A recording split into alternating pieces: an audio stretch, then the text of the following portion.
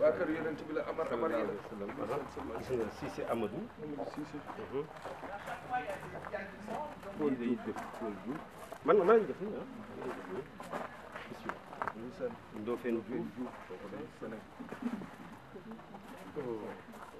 yii yëpp xam nga régiment bi doon sénégalais rek soo leen fàttali ko Afrique de l'Ouest yëpp la woon surtout suñu mbokk yi nga xamante ne ñoo jege ñoon Sénégal tuuti moo xam malien yi la moo xam burkinabé la awo fi voilà donc du coup di nga fi gis tur yoo xamante ne daf lay fàttali ivoirien yi daf lay fàttali sa maama ngi nii de Aliou gis naa fi benn Ndofène tamit amoon di fay xam nga ñi moom suñu mbokk lañ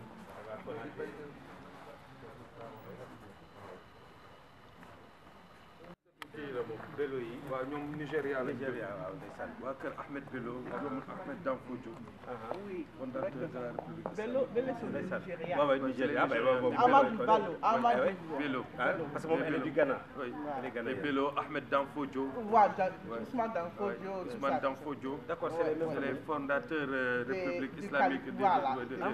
de Nigeria. Oui, Cheikh El Hadj Oumar Foutiyou était là-bas.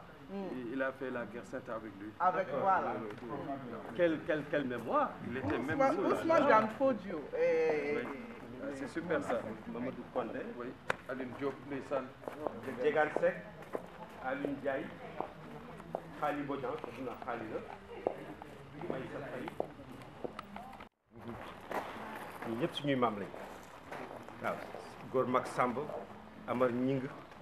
kii suma doomu bàyyi la ndeysaan suñu maam Ibra Gueye ndax am naa maam bu tuddam Baye Ibra Gueye waaw waaw Samba Anne Oumar Cissé Mamadou Mbodj Mamadi Camara Bourama Diadio mooy li ñu doon wax léegi soo gisee tur yu bari maanaam comme bële waaw ay Tamba diñ koy wala suñu mbokk yi ñu tudd léegi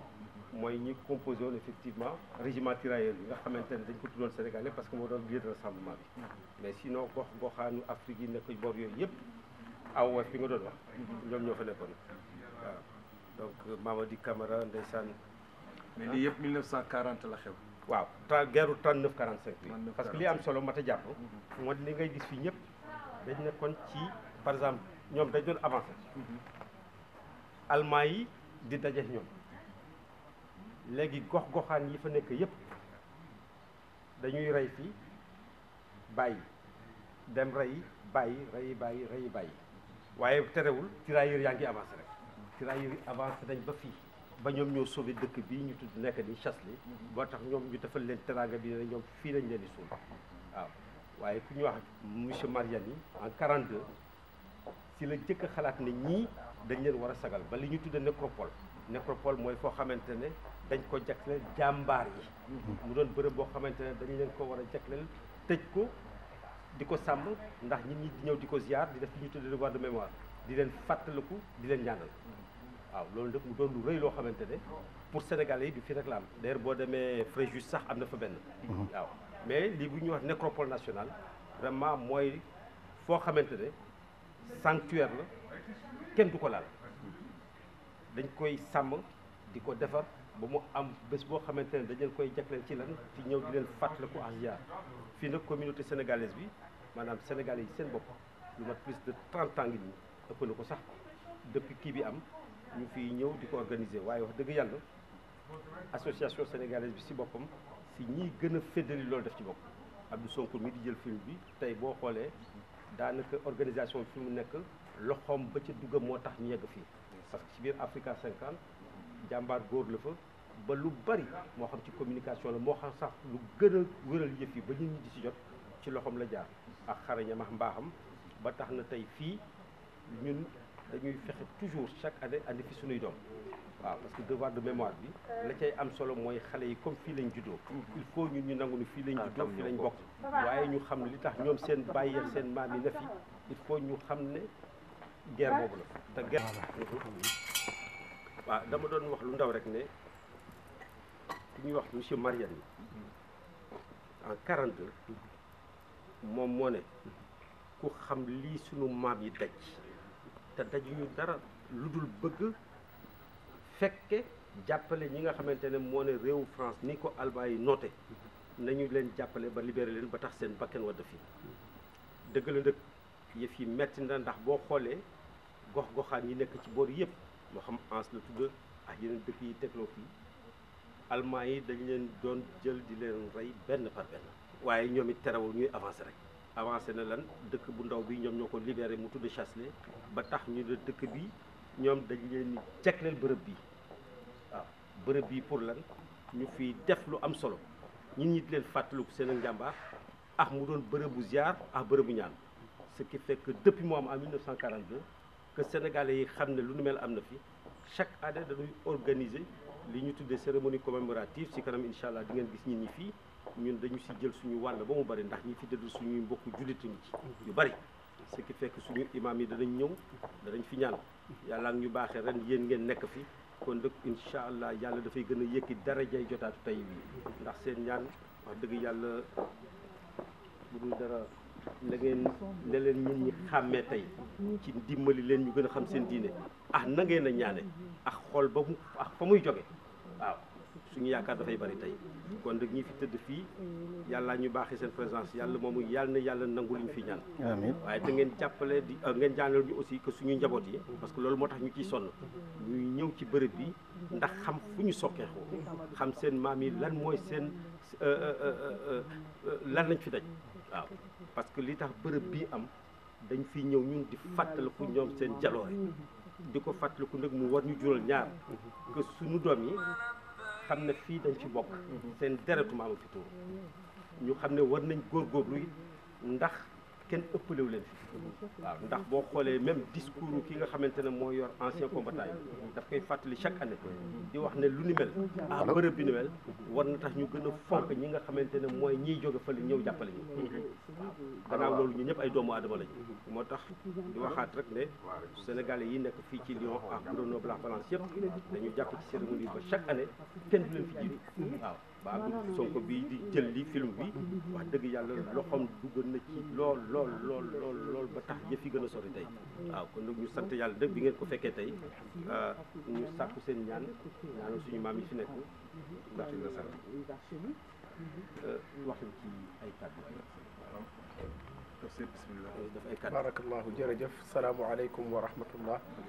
ñu ngi nuyu mbokk yi nga xam ne yëpp fa tabarakallahu jamono ji ñu toll mu ngi fii ci Lyon ci barab bu ñuy wax Chasselet ñu am ay mbokk yoo xamante ni fii dañu tëdd taxaw nii ak Xaaji Samba Gueye di wax ci làmmiñu Chérif Maami Aydara mi nga xam ni fa tabarakallah moom lañu àndal di dox mission bi ba lii fekkuñu fi ñii di ay mbokk yu tëdd fii macha allah di ay mbokki jullit ñu ngi ci gis fa tabarakallahu ay Maadou Mbodj ñu ngi ci gis ay Oumar Ciss wat ay Samba Anne fa tabarakallahu ñii di ay sénégalais ak yeneeni réew yoo xam ne ñoo daje fii tëdd fi waaye ñii dañu jihaad dañoo dee ci yoonu yàlla te suñu borom subhanahu wa taala daf doon wax naan inna allaha ashtara min almuminina anfusahum wa amwalahum bi anna lahum aljanna yuqatiluuna fi sabilillahi fa yaqtuluuna wa yuqtaluuna waadan alayhi haqqan fi altawrati walinjili walquran wa man awfa bi ahdihi min allahi fastabshiru bi bay'ikum alladi baaya'tum bi wa dalika huwa alfawzu alazim suñu borom nee na man maa ngi jënd am na benn commerçant bu ñuy wax yàlla mu ngi jënd marchandise mu ñuy wax bakken ñu soxla sa bakken nga joxe ko ñu soxla sa temps nga joxe ko ñu soxla sa alal nga joxe ko yàlla nee na yii de saa yu ma ko soxlaa nga joxe ko xamal ni li lay xaar mooy aljana lan moo tax ma ni ci jihaad la ñu dee bu ñu waxee jihaad xel yi day dem ci yonent bi sallallahu alayhi wasallam xeex na 26 xeex wala 28 wika maghadihi yahdi mubridan comme ni ko téere yi waxee waaye dafa di xubbul watani min al iman bëgg sa réew dafa bokk ci ngëm yàlla te dañu tolloon jamono jo boo xamante ni France gii ak Sénégal benn réew la ndax kilifa yi benn la woon kon ñoom bu fekkee jóge nañu Sénégal li muy sori sori ñëw fii pour xeex pour lan défendre France ngir lan défendre seen dignité défendre territoire défendre ay kilifa yoo xamante ni ñoom ñoo yilifoon suñu réew ma di Sénégal ndaxte boobu ñu ngi ci colonisation bi kon ñoom dañu ñëwoon pour défendre seen réew te yonent bi ni bëgg sa réew dafa bokk ci ngëm yàlla kon ñoom bu ñu ñëwee fii di xeex boobu di ko xeex ngir lan tey fa tabaarakallaahu ñun ñu am jàmm ndax ñi ñëwagul lañ doon xeexal ba yàlla tëral leen ñu tëdd fii kon ñun suñu xel dafay dal ci ni ñii ay jihadis lañu ñoo xam ne dañu dee ci yoonu yàlla al mujahidun lañu te ñooñu seen kër du dara du dul aljana kon nag ñun dañu fi ñëwoon ngir ziyaar si leen waaye ngir nemmeeku leen waaye ngir ñaanal leen ñu ñaan suñu borom subhanahu wa taala képp koo xamante ni tëdd na fii doon jullit ñu ñaan suñu borom subhanahu wa taala yàlla na ko xare aljana ñaan tamit suñu njaboot yi nga xam ne ñoom ñoo fi nekk fii ci réew mi yàlla bu leen seen diine rëcc fa tabarakallahu ñaan yàlla jàmm ci àdduna bi jàmm ci réew mi parce que tamit dañu doon xeex tamit ngir jàmm ndax boobu jàmm ay tasaaroo na ci àdduna te yàlla mu ngi wax ni wattaqu fitnatan la tusibanna alladina zalamu minkum xaassa na ngeen moytandiku ay ndax ay bu tàmbalee du yem ca ka ko sooke dina dem balaal koo xamante ni yoonam nekku ca moo tax yun sallallahu alayhi wasallam daan wax ni laana allahu alfitnatu naima laana allahu man ayqadaha fitna mu ngi nelaw yàlla rëbb na ku ko yee ñii nag dañu jógoon jël seen ay fital jël seen ay jaasi mën nañ ko waxe noonu jël seen ay xeej ngir lan ay woowu safara soosu tàkkoon ngir ñu fay ko tey safara soosu fay ne ba ñun ñu mën fi gàmmu bu safara sa fayul woon tey du ñu mën a gàmmu fii ci France kon nag ñoom ñi fay ay woowu te ñoom tey fekke wuñ ko ñu nga dem aljana suñu borom yàlla nañ taas ci seen barke loolu moo doonoon kàddu yi ñu doon wax ci làmmiñu Chérif Maami defe naa ni bu ci amul lu muy tëj bu ko defee mu tëj macha allah ñu ñaan di gërëm bu baax Abdou Sonko grand Samba Gueye ñu gërëm la ak waa soppe yi nga xam ne may nañu occasion ñu mën a ñëw ziar barab bu tedd bi nga xamante ne ñu tedd ñu jaay seen deret ngir lan jàmm jaay seen deret ngir lan seen réew te loolu day delluwaat ci lislaam ñoo fi tëdd wasalaamualeykum wa rahmatullah Chérif waaw alhamdulilahi rabbil alamin tafsir li mu wax duñ ci dolli dara ñu ngi ci doyloo kàddoom di ñaan suñu borom subhanahu wa taala ñi ci tëdd ñëpp di ay jullit yal na yàlla yërëm leen amiin yal na yàlla kawel aljannaam ñu ngi fi teewal Sénégal teewal fi réew mi yëpp teewal fi kilifa diine yi teewal fi kilifa aada yi ndax kilifa diine yi ci réew mi yëpp ba ñu doon laajte ci guerre bi ñoom ñëpp ku nekk yëkkati na ci sa njaboot yónni leen ñu ñëw ci guerre bi kon ñoom lañ fi teewal fii le président de la république monsieur Macky Sall ak mboolem gouvernement o ñu ñaan yàlla ñi fi tëdd ñëpp yàlla na yàlla yërëm leen yàlla na yàlla kawel seen aljana amiin ndax ay Umar Cissé nga fiy fekk ay Demba Sy nga fiy fekk ay Umar Ndiaye nga fiy fekk wax dëgg yàlla Afrique occidentale française yëpp daanaka ñoom ñëpp ñu ngi fii muy AOF ñu taxaw fii nag di leen fàttaliku ndax fàttaliku boo ko dindee ci dundu doomu aadama dara desatu ci fàttaliku dafa am solo lool moom la waa ji di wax naan les souvenirs se renouvellent et se présentent loo fàttaliku mu teew loo fàttaliku mu bees waaye tey fa tabarakallahu Alaaji Samba Gueye am na lu bëri loo xamante ne fàttali nga ñu ko ci suñu maam yi taxawaay bi nga xamante ni taxawoon nañ ko fii ñaan yàlla yal na yàlla kawe seen aljanna amiin bi jaay rasulillahi sallallahu alayhi wa sallam fatiha Chérif maa ngi yaakaar balaa ngay dagg boo mën a expliquer choc yi moom mu am ci 2 mots yu mu fiy wax très rapidement oui choc yi nous avons la chance d'avoir choqué Ali Saïd c'est notre frère notre ami il est d'origine éthiopienne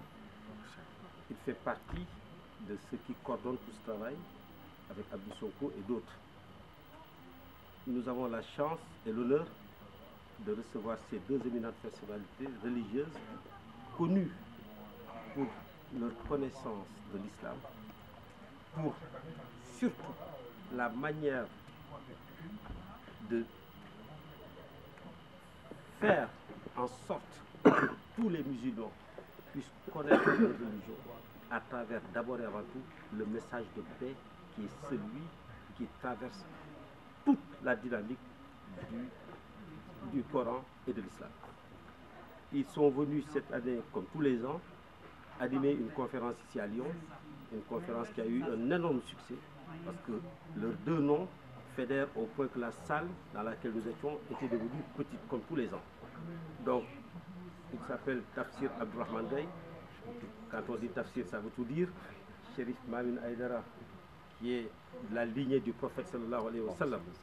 deux éminentes personnalités dont le prêche est connu pour à la fois leur vérité, leur simplicité et leur accessibilité. Deux éminentes personnalités dont le prêche aujourd'hui fait audience au niveau des télévisions sénégalaises. Je n'ai pas dit de la télévision, des télévisions sénégalaises, publiques compris. Avoir la chance qu'elles soient ces personnalités à la fois avec nous dans ce lieu, rehausse, je dis bien rehausse, d'autant la qualité de cet événement qu'on essaye de, je dirais, organiser chaque année, mais cette année, leur présence ici lui donne un caractère d'autant important qu'ils sont venus à la fois adresser le message de la nation sénégalaise à l'ensemble des personnes qui sont ici, remercier justement l'ensemble des personnes, y compris la mairie bien sûr de Chasselet qui permet que cet événement se déroule ici, mais aussi adresser des prières à nos vaillants ancêtres pardon, qui sont tombés ici et morts pour la France lors de la Deuxième Guerre mondiale. Voilà, très rapidement les mots. Je suis ravi d'être parmi vous. Samba Gueye fait un travail remarquable depuis un certain temps. Il était adjoint chargé de l'éducation à la ville de Villeurbanne. Il est très discret puisqu'il fait beaucoup de choses, mais c'est des gens, une communauté qui se mobilise en essayant de faire connaître notre patrimoine, puisque c'est quand même un patrimoine qu'on a sur cette terre, avec les événements qui s'y passent. On ne va pas mélanger la politique, mais si on ne fait pas la politique, on n'est rien dans cette partie d'Europe. Et nous sommes ravis que vous soyez parmi nous. Et je suis heureux d'être parmi nous. Un grand monsieur aussi qui est discret, notre président aussi, qui fait beaucoup de choses. Donc on a beaucoup de monde qui font, mais on ne se met pas en avant. Voilà. Et je suis ravi d'être avec vous. merci. am na lu bëggoon wax Tafsir. macha allah dama doon wax rek ma ni bu ngeen seetloo bu ñuy ñaan sax dañuy wax mbooleem ñi fi doon jullit mais am na ñu fi tëdd ñoo xam ne ñu jullit l'islam daf ñuy tere ñu ñaanal leen waaye dañuy yaakaar ni sax yàlla da leen di yóbbu aljana subhaanahu wa taala donte aljana mooy yóbbu ñëpp ndaxte ñoom ak ñi fi tëdd te doon jullit ñoo bokkoon benn cause bu ñuy xeex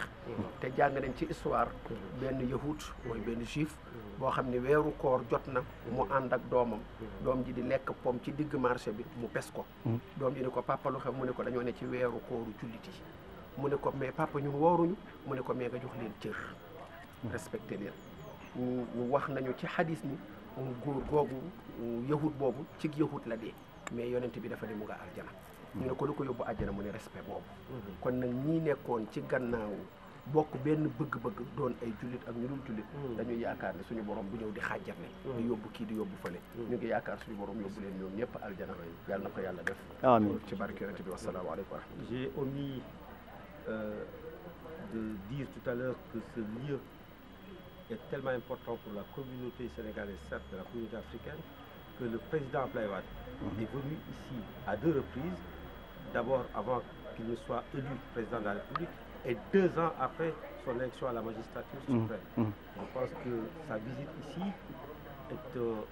témoignage extrêmement fort pour la reconnaissance de ce lieu, mais aussi il est venu nous rappeler que ce devoir de mémoire, il est extrêmement important et que nos autorités au plus haut lieu de ces responsables soient venus dans cet endroit. Je pense que nous recommandent davantage à être toujours présents pour que ce devoir de mémoire se continue et se prolonge jusque dans nos petits-enfants. Très bien jërëjëf merci. Chérif ko defal ñaan Chérif mu